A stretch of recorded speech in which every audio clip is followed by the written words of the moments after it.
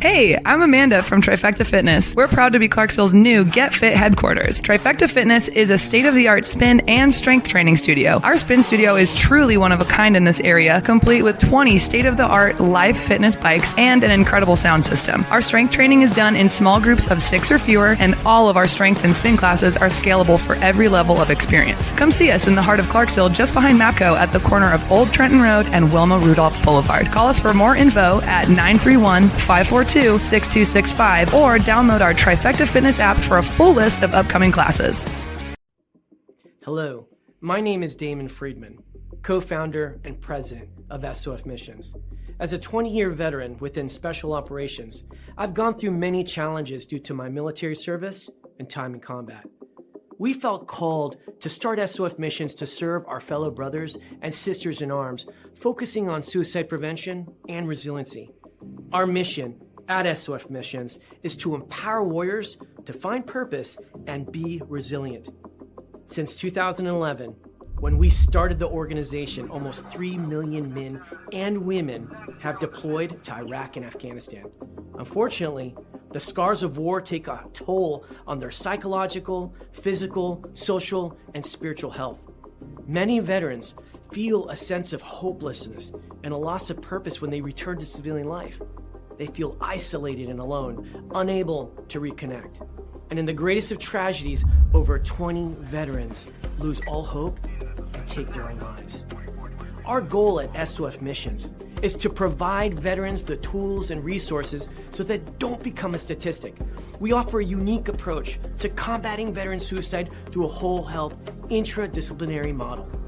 The Be Resilient program is a 4-pillar methodology that addresses the areas of psychological, physical, social, and spiritual wellness. We provide care through 3 delivery methods: medical clinics, retreats, and educational training.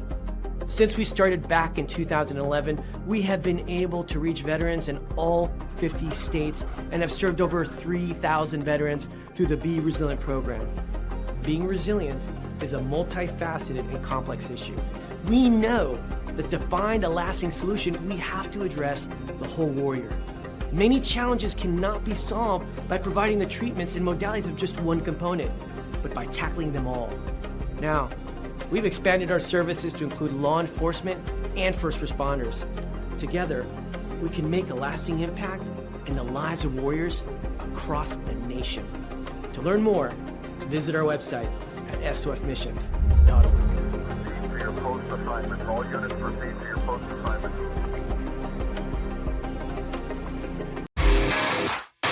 All right. Welcome back. MisFitNation. The MisFitNation show. We are a show founded by a veteran and hosted by 2 veterans and a military spouse. Our mission is to get people to tell their stories to the world. If you're an author, share your tips with the MisFitNation. If you're a musician or an actor, our audience needs to know how they too can get into the business. Coaches, we love our coaches. Come on and share your tips with the MisFitNation to help them become better versions of themselves. If you are a corporate leader or an entrepreneur, come on and show how you did it and how hard you have fought for success. If you are a veteran, first responder, or Gold Star family, we would love to have you come on and share your story with the MisFitNation. We always have time for you. If you're feeling down, alone, or starting to see the darkness, stop. Think about those who are around you. You are not alone. You will be missed. If you feel like your problems will be a burden to those in your inner circle or feel embarrassed, dial 988. If you are a veteran, take option 1. We need you to keep pushing forward. Don't make a permanent solution to a temporary problem. If you are a new listener, welcome to the MisFitNation show. Be sure to subscribe to our show on your favorite podcast app. Also on our YouTube channel at @the_MisFitNation. Subscribe and click the bell to keep you up to date on our latest episodes and all of our news. You can also find us on Heroes Media Group and About Face Radio. Now, let's get to the show!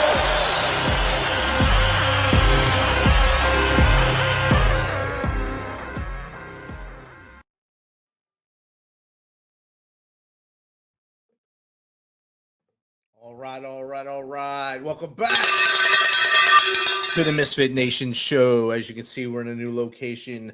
We have moved studios. We're in Studio 1B now, as we have moved rooms within our studio area to get more space so we can actually bring guests in studio in the future.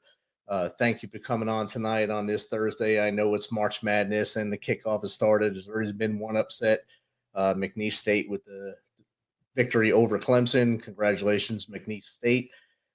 Everyone that's on with us tonight, thank you for taking the time to hang out with us, and you can get back to basketball in about an hour.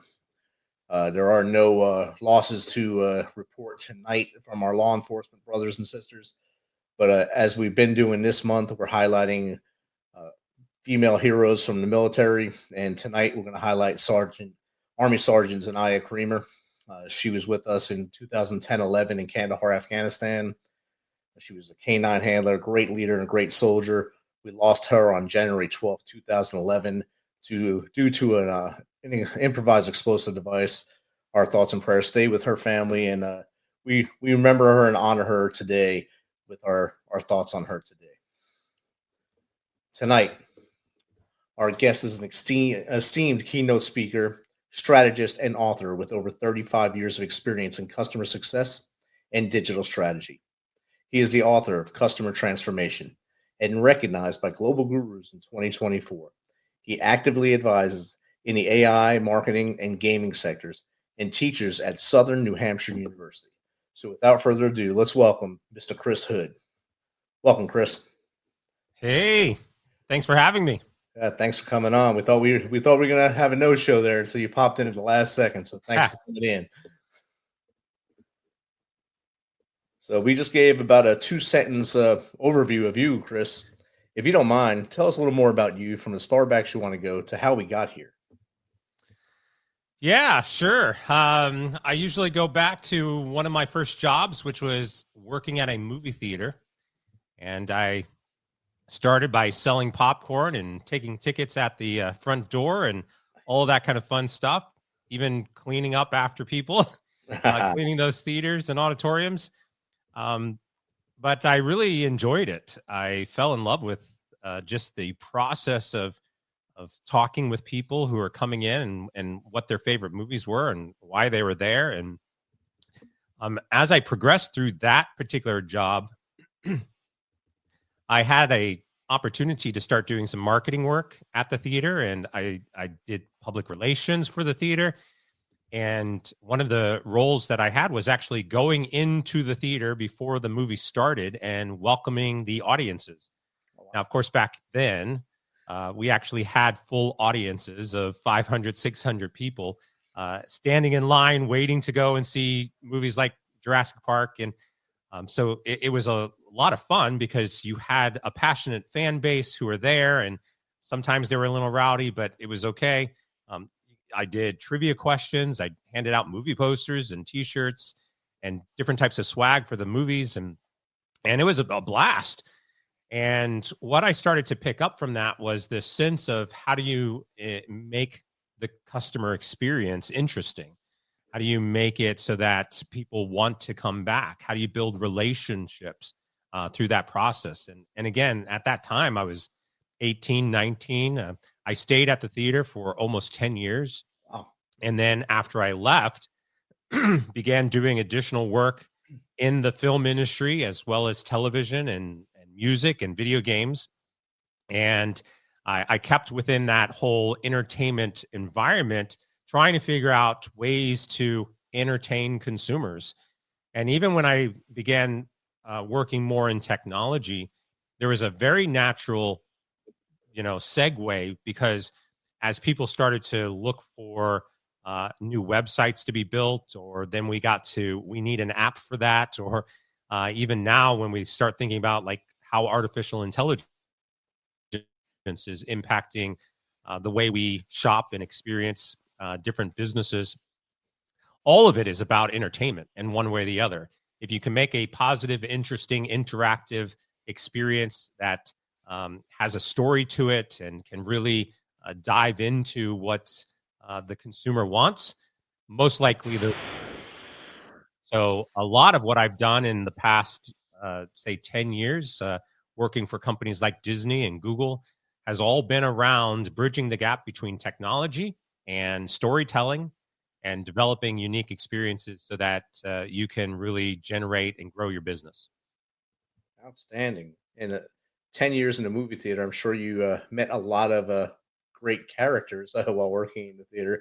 You said you got to clean up after them. I'm sure you moved up the chain from a front door ticket guy to greeter to probably manager or general manager by the time you left in 10 years. But that's a lot of years in a movie theater. And I'm glad you survived that. My daughter did it for, I think, 3 years, and she was ready to pull all her hair out. So good on you. And since those days in the theater, I'm sure you learned the customer experience there. But like you said, times changed. And how did you learn to, I guess, change with that time to meet the customer where they were in order to get their business? Well, it's interesting because I think even if we look at the frameworks of what is good customer experience, or even us as consumers ourselves, what do we expect when we go to, say, a restaurant, or we go out and want to be at a particular venue, for entertainment? We've often heard the phrase, the customer is always right, as an example. And I'm sure there's lots of people out there who feel like, yes, the customer is always right. And there's probably just as many people out there who think, no, they're not always right. And you can't always listen to the customer. And definitely, I think even now, I learned that back when I was 18. It kind of stuck with me. And as I've grown in that mindset, I've started to realize that, no, the customer may not always be right. And sometimes they're probably completely unreasonable in the process. But what's interesting is that if you look at it more broadly, one customer may or may not always be right. But if you've got, say, 10,000 customers, you have 100,000 customers, and the bulk of those customers say they want something, then the customers, we can put a percentage to that if we want, are always right. And if you ignore that and you steer away from what the customers are asking for, then you're going to have a problem. And it really doesn't matter what the technology is. Right. Like that mindset just by itself, serving your customers and making sure that you deliver what they are asking for, will be maintained no matter. It's been true for over 2,000 years pretty much, and it's going to continue to be true for, say, another 2,000 years. Businesses are in business to serve customers. They have problems, they come to you to solve those problems. And if you can't solve those problems, they go somewhere else into a different business that can. It doesn't matter what the technology is. It never has mattered.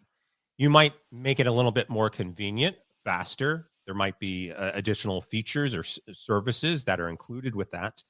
But if you think about it solely from that basic premise, then as the technology evolves, and right now it's all about AI, but what happens after that? After that, it becomes something completely different. And after that, it becomes something different.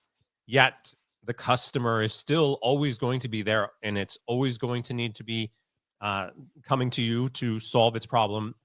And, there's going to be price and fluctuations and market trends and all of those things.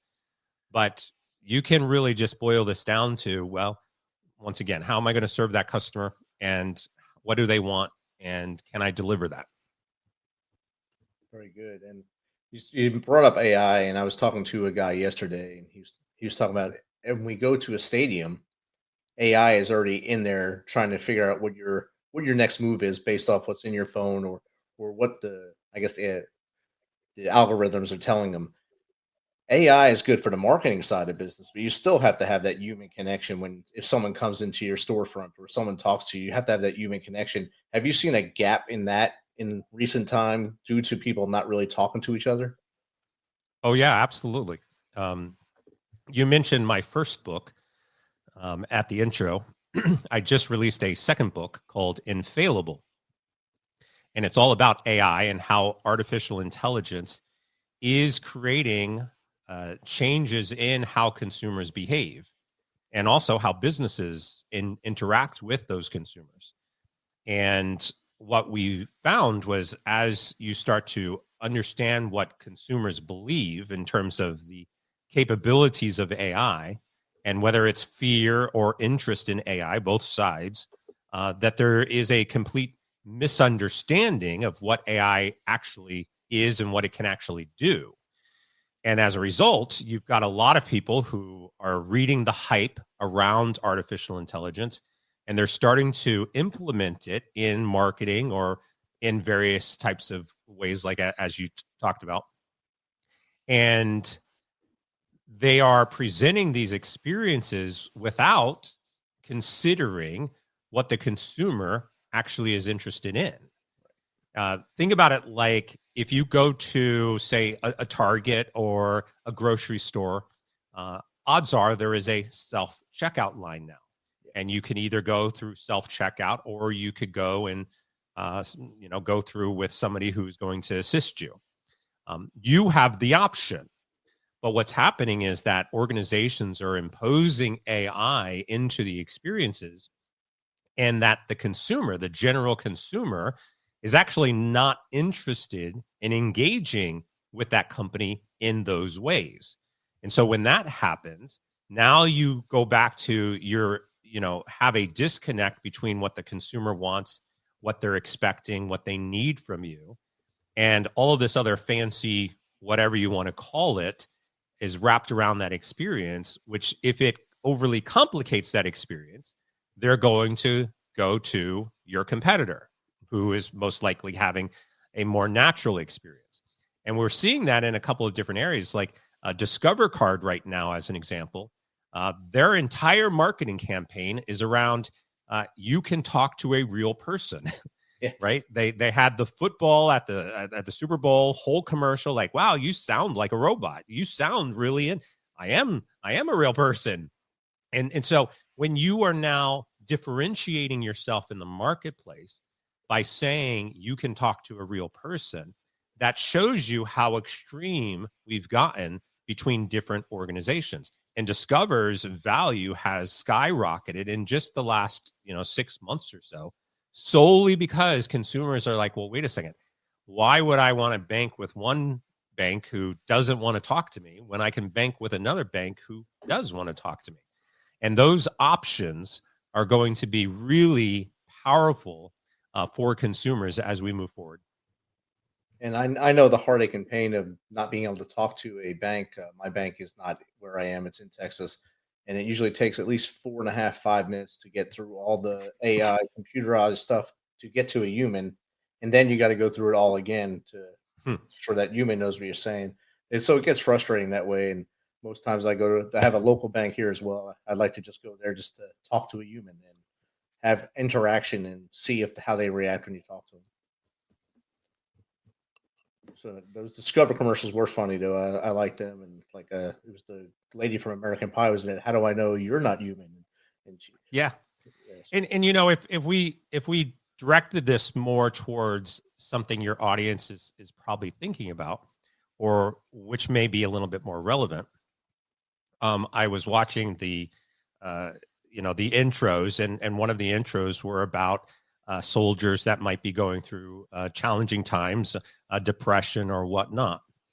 And if we think about that, when we say, call this number, we would like to talk to you. We want to help you through that. Imagine if somebody who's really in need right now calls a number and there's not a human on the other side. And all of a sudden it's an AI trying to coach you. Yep. It's a really interesting conversation because there are a lot of research happening right now in, can AI help in suicide prevention or depression and in those moments? And what happens if it's at 2:00 in the morning and somebody may or may not be available? Could you create an AI that is capable of sounding human enough to create an environment of comfort just for a couple of minutes, until you could get a real person available to you. And I think there is a lot of interesting research and studies going on in that space, but it still demonstrates that when a human needs to talk to somebody, they are looking to talk to another human. Right. And this is one area where AI is simply not going to be able to help us. And I think, longer term impacts when we think about the psychological and the emotional impacts of losing that human connection, that is at stake when we over technologicalize something between, in conversation. Definitely does. We got a question from the audience just popped up from @crackcorn. As AI continues to evolve, how do you see it reshaping customer experiences and storytelling in the next decade? Thank you, Crackhorn. Yeah, it's interesting because I think a lot of people believe that AI will help with these consumer experiences or even storytelling. The way I kind of think about it is like a choose your own adventure. If you ever read those books, or if your kids read those books, you're reading, like turn to page 13, and then you're reading and pick A or B. Okay, back to page 7. Imagine a customer experience that was kind of a choose your own adventure. It's interesting because I'll use Taco Bell as an example. Taco Bell is really doing its best to introduce AI into their locations. If you go through the drive-thru right now, you have an AI assistant. AI assistant is asking you for your order. If you go into the restaurant, there's a kiosk. You're basically forced to use some sort of device to place your order. You can even do it from your phone now. But people keep saying, well, that's a better experience. I'm like, well, but is it? Like, is it a better experience? It still doesn't know who I am. Right. I mean, a personalized experience would be as soon as I drive up, it would be able to scan my license plate, know who I am, get information about me, and say, welcome back, Chris. Here's what you ordered the last time you were here. Would you like the same thing? Now, that level of technology is already available to us. There are some privacy and probably ethical concerns around it. But when we start talking about personalized experiences and storytelling that AI has the capability of doing, it absolutely does. But there's all these other factors involved that are actually preventing it from happening. And on top of all of that, it's very complex to make it all happen the way we think. Our experience or our understanding of AI in general comes from the movies, going all the way back. We think about like movies like Terminator and War Games and, and Bicentennial Man, like those movies give us, even Star Trek, right? Give us this sense of, well, I should be able to go and replicate my food when I get to Taco Bell. But that's just not the case. And I think what we are seeing a lot of is the experiences and the storytelling that people are looking for are not necessarily aligned with the expectations or the capabilities of the technology itself. So I do think that will have a drastic improvement over the course of the next 5 years. But we're also going to have to get through a lot of the regulatory issues to really enhance those experiences. Oh, definitely. A lot of every technology winds up the regulatory side of it, no matter what part of AI, machine learning, Internet of Things, edge computing, it all has this regulatory guidance that's kind of right now in this gray area because they don't know what to do with a lot of it. They're trying to do as much as they can to regulate it, but it's hard to regulate something that hasn't hit its peak yet. And I think it's going to be a fun decade ahead of us as we see technology rapidly advance and more people are able to dive into those technologies. Yeah. We got another question from the audience. This is a pretty cool name. At DJ Smooth 2025, your book Customer Transformation has been a hit. Can you share the most surprising feedback you've received from readers about transforming their customer experience? Yeah, I maybe it's not surprising anymore, but what I'll say is that most people have a belief of what their customer experience is. And after I talk to them, they realize that, if we were to grade people, I'll often go in to do a workshop with an organization and I'll say, how many people think, raise your hands, how many people think that you do incredible work with customer experience? Excuse me. I'm also just getting over cold. Most likely, all of the people in the audience will raise their hand. Yes, we're doing an incredible job. Grade yourself. A+. Yes, we've got it. I'll say, great. Let's go through the workshop, and we'll proceed to go through the workshop. And by the end of the workshop, I'll say, now, thinking back about how you graded yourself at the beginning, how would you grade yourself now? And it's usually, D, F, some will say C, because what they believe they are actually doing and what they are in reality doing, it's not aligning. And my first book, Customer Transformation, is a framework to help them walk through that process. And what you discover is that they believe that they're doing all these things, but when you dive into it, they realize they're not doing all those things.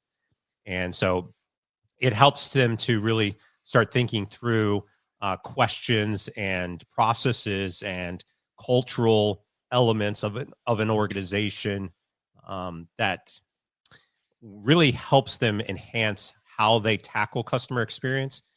And I think back to that question, the really eye-opening thing is how many people believe they're already doing it right, and how many people really aren't. That's a great answer. Thank you, DJ Smooth 2025. Great question. Chris, great answer too, DJ Smooth. In your bio, you talked about the customer journey maps, and are they dead? Customer journey maps are dead. What is a customer journey map, and why are they dead? Yeah, this is one of those examples of when you start to walk through it with an organization, they start to realize that they could be doing a better job. So a customer journey map at a very basic level is a process by which teams go through to map what a customer will do, their individual journey, to go through your company and generate a sale, and potentially what happens after that sale. So, for example, how do you reach them, right? It might be email. How do you build awareness? Maybe it's an email, newsletter. It could be a video. It could be an advertisement. It could be your website. At what point in time did they express interest? The same thing. They might fill out a form. They might send you an email. Where did they actually buy? Was it at a store? Was it in the website, et cetera? And so companies will build personas. They'll say, like, Chris, he's a 50-plus-year-old male.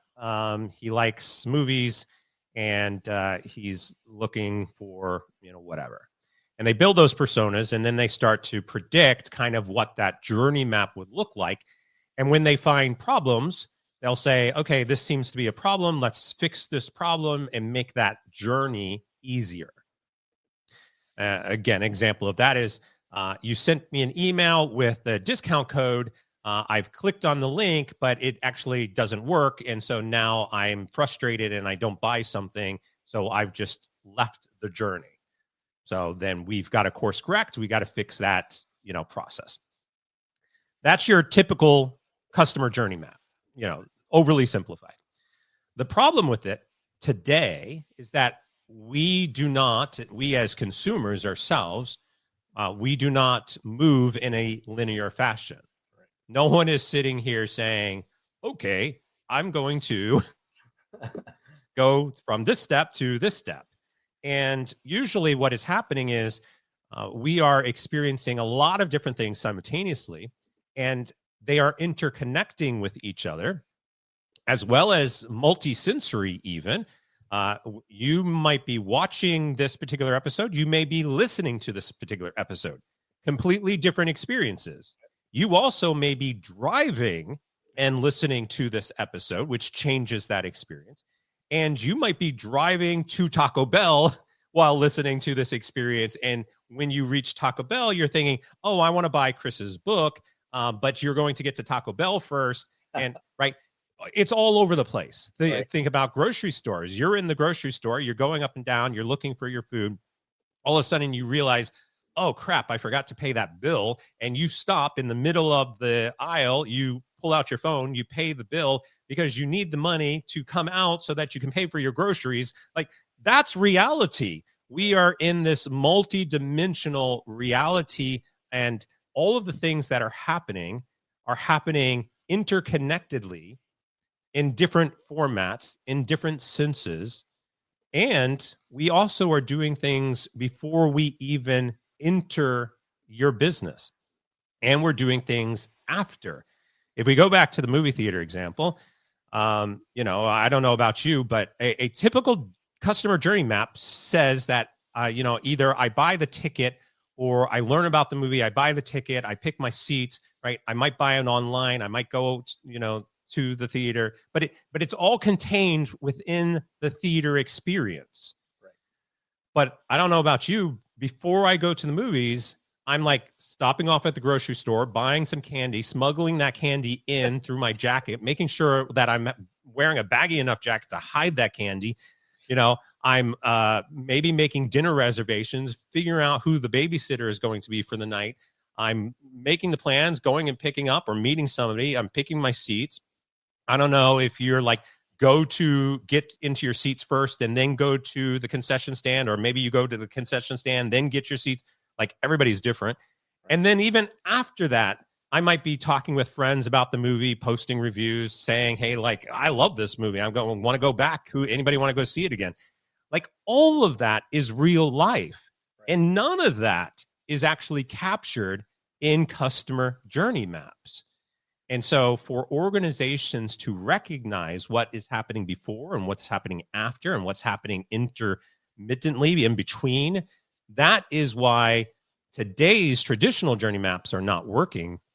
And, one of the workshops that I do is an actual process of building out one of these more multidimensional journey maps, which are really more insightful and will genuinely help you better understand who your consumer is.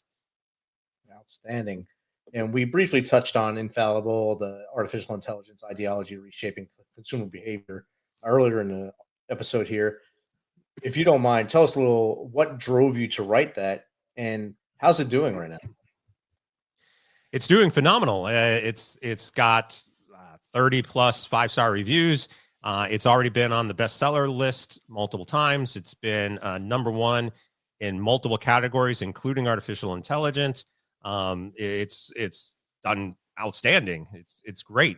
But what I was noticing is, this kind of misunderstanding of what artificial intelligence really is, and the overhype of artificial intelligence. And as people were overly hyping it and talking about it and really trying to sell it based on things that it can't do, I felt like I call it the artificial intelligence ideology. Really what I started seeing was this almost religious belief system in AI. And I thought it was an interesting angle to touch on, which was, our belief in a technology that has been more rapid than any technology I've seen ever. I think is actually probably more harmful to us than positive. And I wanted to at least present a view of AI from a kind of a reality check and compare it against human intelligence. So every chapter has a human intelligence against a different version of artificial intelligence, and I kind of pit them together to kind of see which one wins out, and puts that against also different elements of your business and how you can look at it. I'm not against AI. I've used AI myself for multiple years. I'm very familiar with AI. I teach AI. It's not a matter of being against AI. It's a matter of people need to really educate themselves so that they can understand what it is able to do and what it's not able to do, so that you can learn where to put it appropriately within your company. And as a professor at Southern New Hampshire, have you seen the school or any other schools kind of try to steer students away from using like AI products like Chat GPT or the Oh yeah. Grammarly Advanced and stuff like that? So they have to do research. Yeah, most universities right now, including Southern New Hampshire, looks at the use of AI to generate work. That's the key difference here, as plagiarism, which I agree with. I've actually conducted my own personal research over the course of the last 3 years, and I've directly seen a correlation that the increased use of artificial intelligence like ChatGPT to generate your homework assignments has actually had a direct impact on grades. And so as the use has gone up, letter grades have declined. Critical thinking skills are drastically declining because of the use of artificial intelligence. This is primarily because you're not actually learning anything. And sure, there are people out there who will use it to educate themselves. But when we get to a point of just cutting and pasting the response into a document and turning it in as an assignment, and you don't actually know what's in it, that means that you're not actually learning. And so there's a lot of people out there who want to take the easy route, in which case we are degrading our critical thinking skills just because of artificial intelligence. Yeah, it goes back to that with Staples, the easy button. Just hit the easy button. It makes things so much better for everyone. And like you said, critical thinking is out the window with that. And that combined with the overuse of the phone and the pocket computer that most people have, they never look up. So you don't critically think, and then you don't have interaction because you're always looking at that phone. If you just look up those 3 inches, you might have a great day. Yeah, there was research. I don't have the link off the top of my head, but there was research sometime last year that asked college students, do they know how to change a light bulb? And it was actually amazing how many people do not. Wow. Now, we can argue there's a couple of sides to this, right? Newer light bulbs don't require being changed as often, but they're also not presented with the basic premise of, what is the light bulb and can you change it and how to go about changing it. And so things like that become unique case studies for how AI, and social media and mobile devices and the education system and several other factors, but how that is impacting how we think through various problems. Definitely. Got another question from the audience now, Chris. This is from at HeadStart123. Chris, with your experience at Google and other major companies, what do you think is the most common mistake businesses make when trying to align their digital strategy with customer needs? This one is pretty consistent, and that is, it's not even just big companies. It's really a lot of companies, and definitely entrepreneurs who are out there right now thinking about starting a business. Is they're starting with the technology. So you think like digital strategy. It's got to be digital, right? We've got to think about the technology that we want to implement, and we've been talking about AI as an example. Pretty much every business that I am talking to right now, they're all starting with, I want to build an AI business. Why? That's really the question, right? When we think about a customer experience or a business in general, we touched on this earlier. You start a business because you're solving a problem, and you have a consumer that has a problem that you want to solve. That's the starting point. We don't talk about the technology. There's so many other factors that are involved with that leading up to the technology. I often say customer first, technology is last, and maybe you'll use AI.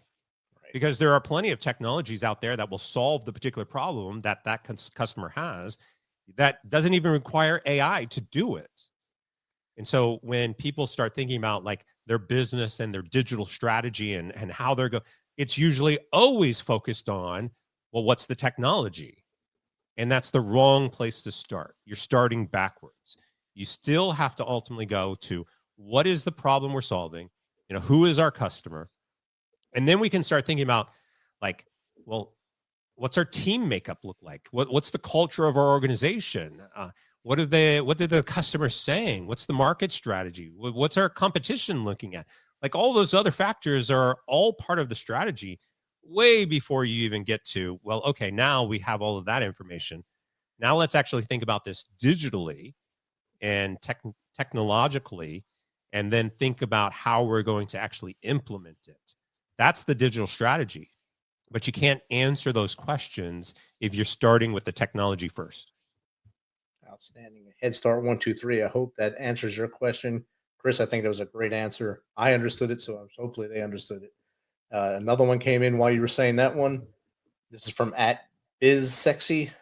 Chris, you've worked with companies like Disney and Fox. Can you share a memorable challenge you faced in storytelling technology and how you overcame it? Yeah, I mean, there's a lot. There's really interesting ones. Like, I was working on Glee, and one of the cast members committed suicide, and then all of a sudden you're faced with a show that was hugely popular, and how you're going to, you know, introduce this issue into the script, and how are you going to expose this through a marketing campaign to make it, you know, meaningful. I worked on 24, and we were trying to figure out how to extend the show to a mobile device so that when you sat in front of the TV, you watched the episode, but when that episode was over, what did you do for the rest of the week? And could we continue the story in other perspectives throughout the week, you know, so that it leads up back to the next episode? And you had to do that without actually knowing too much about what the next episode was, because it was usually well protected. On American Idol, we talked about how do we make voting more personalized? How do we, you know, get away from dial 1-800 and enter this PIN code and things like that in the early days of American Idol? Now, you know, you can kind of log in and vote. Yeah, there's a lot of really interesting stories that all happen kind of behind the scenes that most people probably haven't even thought of. And it really just boils down to, you know, does the story ever really end? You know, and how do you create story opportunities that drive social media engagement and marketing trends so that you know, you can expand the awareness of a particular show? And usually in most cases it's unknown. So for example, How I Met Your Mother, which is, you know, one of my favorite all-time shows, you might have an episode and then all of a sudden something completely goes viral because of something that somebody said on that episode for that night. Now your entire marketing strategy has shifted because you're jumping on that bandwagon to ride the wave of whatever it is. Right. And that's how you have to think about it. You've just got to be able to continuously evolve and think about stories, again, more multidimensional, like we talked about with the customer journey map, and figure out how you adapt to those. Outstanding. That Glee, I'm sure that Glee situation was probably really hard for everyone behind the scenes, and to make it almost look seamless for the audience. And there's a lot of diehard fans of that show when it happened. I know there was a lot of memorials put up around with fan bases, and I'm sure it was a lot of late nights trying to figure that whole strategy out. And I think you guys did well with that one. 24, I didn't even think about the handheld and all that stuff. And I always thought 24 would just be one season with 24 hours, and it was a good show. So. And we have, I think, one more question popped in while we were chatting again. And from at not a saint. Let me get into the comments here.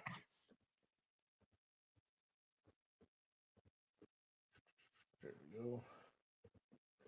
As a professor at Southern New Hampshire University, what's the most important lesson you hope your students take away when it comes to bridging business strategy and technology?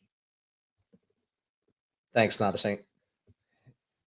Yeah, I think, you know, what's interesting is a lot of times when students start my class, they have a concern that they don't understand the technology, right? I get a lot of, as an example, I get a lot of nurses in nursing school or medical practitioners. Sometimes I'll get artists, whatever.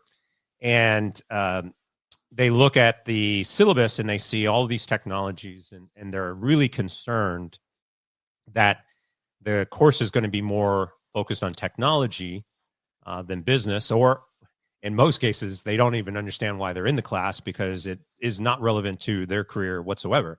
Right. And I touched on this actually when we started, and it's that the technology that we often talk about, like social media or the internet, cloud computing, don't think about it as technology. Think about it as how do you engage with brands yourself already? And we as consumers, like, I use a very basic, simple example. We'll go back to the grocery store. You fill your cart up with groceries, you go through checkout, and if the attendant says, sorry, we don't take credit cards anymore, we only take cash, most people would be like, huh? What do you mean? Like, you understand the process. You understand that I go to the grocery store, I use my credit card, and even now, a lot of people are using Apple Pay or Samsung or, Google Pay or whatever. You scan your phone, you pay. Like, you understand that. There's no science behind this, really. It's your own experience. And I guarantee you formulate an opinion no matter what business you go to. You go to dinner, you're sitting there and you're grading them on the service, the competence, the food quality, whatever it is. If you go to the grocery store and they say they don't take credit cards, they only take cash, you're formulating an opinion. We're all very opinionated people. Those opinions can help you drive your business strategy. So you already know the technologies. You're using social media. Excuse me. You're using social media. You're using the internet. You're using applications. You're probably using AI and not even realizing it. If you've got a Netflix account, you're using AI and it doesn't say powered by AI. All of these things are technologies that are around us. So you don't really have to think about it. All you have to do, like if I said to you right now, okay, we're going to create a new business and here's the problem and yada, yada, yada, fill in all the other stuff. And now let's think about, like, what are the technologies that we might want to use? I guarantee every person who is listening can rattle off a list of a bunch of technologies that we could potentially use to serve the customer. Right. That's not hard to do. And so even at a basic level, and especially with my students, I say, put on your own shoes, like your own experiences. What do you experience when you go into the grocery store? What do you like about that? What don't you like? What would you change? And that becomes the business strategy.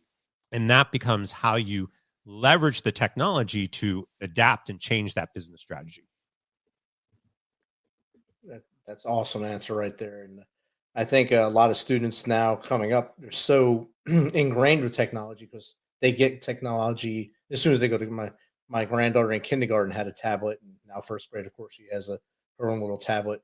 And it's like if they don't have that during the day, they get kind of shakes like an addict.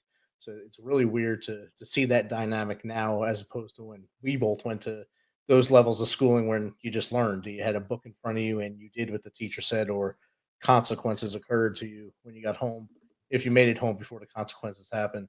So it's a wonderful world we live in, and especially at being in our 50s now and seeing all the things that have advanced through our age from the time we were just little kids until where we are now. As now me and you were talking to each other from different parts of the country seamlessly over the internet. That's something that we never thought would have happened while we were kids, unless we watched a lot of Star Trek. So it, like you mentioned that before, looking at movies. A guy I work with, he always says that when we're teaching our classes, he said, I feel like I'm teaching from inside a science fiction movie now, the way things are for you as we're doing things. And I think it's true. So, Chris, we hit a lot of subjects tonight, of course, and time flies when we're having fun. What's the best way for people to get in contact with you if they want to either have you on their show or just to pick your brain? Yeah, the best way is just reach out to me on my website. You can find me at chrishood.com, CHRISHOOD.com. And there you'll find my social media profiles. You can connect with me on LinkedIn if you'd like. And you'll find my blogs and my podcasts and videos and all of that other kind of fun stuff. And you can get links to my books, pick up a copy, and reach out, say hi. But it's all right there on my website, chrishood.com. Awesome. And that link is in the chat, along with the link to the Infallible book on Amazon. I put both of them in the chat right now. You can see both of them. They're both have been popped up on the screen. Chris, thanks for hanging out tonight. Before we let you go, there's something we ask every guest before they leave. What's 3 things you do every day that you feel makes you successful and might help the Misfit Nation to be successful as they go through their day? I wake up, I take a nap, and go to sleep. As long as I can live my life, everything else in between doesn't matter. Just wake up every day. That's a victory. Yeah, that's a victory. Yes, it is. I bet you no one has answered it that way. Not at all. I love taking naps. I know it's not for everybody, but for me, I enjoy a good nap. It helps me, re-stimulates me. I actually don't sleep much during the evening.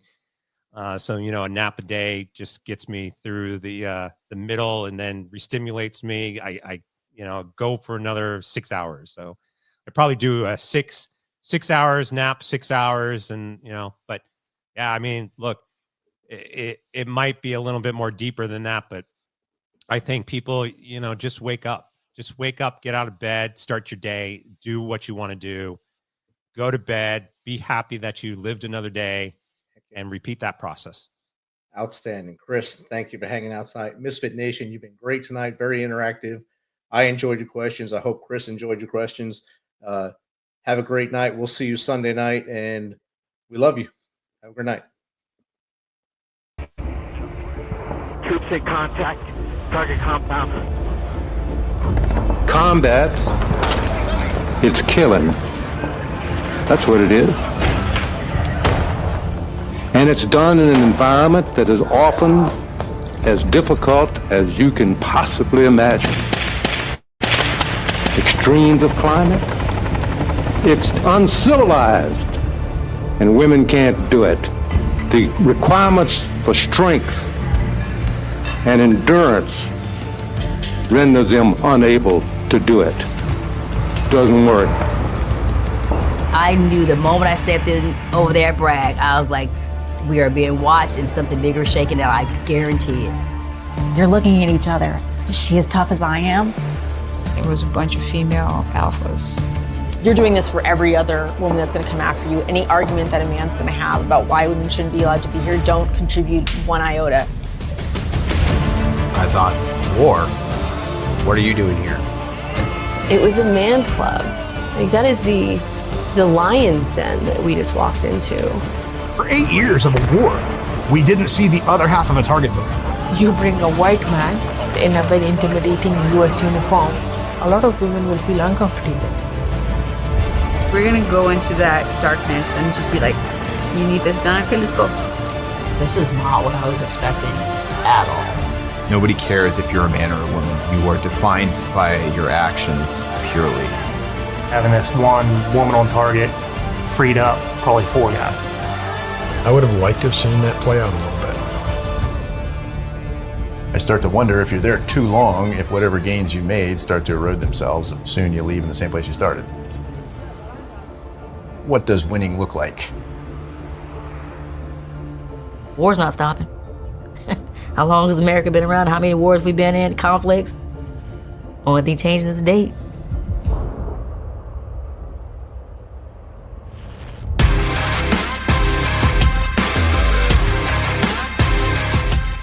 Thanks for checking us out and being a part of the Misfit Nation show. Don't forget to visit our website at themisfitnation.com. That's themisfitnation.com. Check out all our past episodes and get some of the great Misfit Nation gear for you